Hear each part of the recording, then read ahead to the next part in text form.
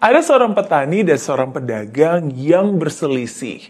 Mereka berbeda pendapat mengenai jumlah dari 250.000 ditambah 250.000. Si petani ngotot, dia pikir hasilnya adalah 700.000. Sedangkan si pedagang bilang, bukan, yang benar itu 500.000. Keduanya sama-sama mempertahankan pendapatnya masing-masing.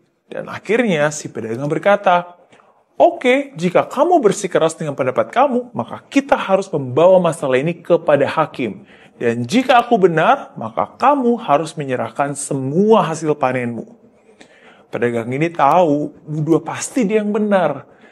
Petani ini sesungguhnya buta huruf dan gak pernah sekolah. Tapi dia ngotot dan dia juga gak terima.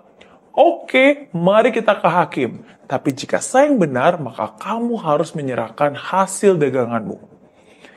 Akhirnya permasalahan tersebut dibawa kepada seorang hakim yang terkenal sangat bijaksana. Setelah mendengarkan dari kedua belah pihak, akhirnya si hakim menyadari bahwa si petani ini memang orang yang sangat bodoh dan keras kepala. Dan dia pun berkata, "Setelah mendengar penjelasan kalian berdua, saya memutuskan 250.000 ditambah 250.000 adalah 500.000. Maka yang benar adalah sang pedagang. Tapi, walaupun benar, pedagang nggak boleh untuk mengambil hasil panen dari petani. Dia harus membatalkan semua taruhan. Dan pedagang harus bayar biaya persidangan sebesar 500.000. Lalu, hakim mengetukkan palunya. Wah, si pedagang sangat kesal. Dia nggak terima dengan keputusan itu. Dia justru merasa dirugikan, padahal dia ngerasa sebagai pihak yang benar. Namun hakim berkata, "Kamu memang benar, tapi kamu tidak bijaksana.